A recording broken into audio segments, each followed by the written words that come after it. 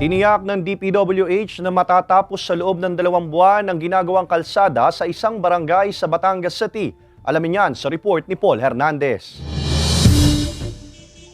Kung susundin ang working calendar days ng DPWH sa reconstruction project sa kalsada ng Barangay Banabas South, Batangas City, lumalabas na 90 days o 3 buwan pangaraw ang project completion ayon sa ahensya. Pero una nang inalis ng kagawaran ng agam-agam ng mga residente at motorista, matatapos daw ang paggawain ng wala pang 2 buwan. Pag ang ilalim ay pangit at may mga cracks, ganun din ang mangyayari doon sa asphalt. Babagsak at babagsak din yan dahil ng days.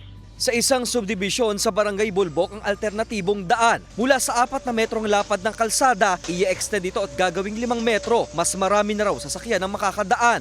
Medyo konti lang pong adjustment lang po. Sa gilid. Sa gilid lang po. Para Para po mas mapaluwang po ang ating daanan.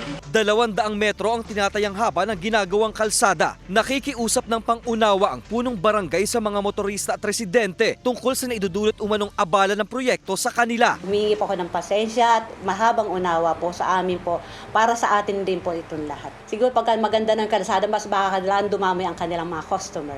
May mga tauhan na ng barangay ang nagbabantay bago pa man makapasok sa ginagawang kalsada. Kasama si Buhay Adante Jr., Paul Hernandez, Balitang Southern Tagalog.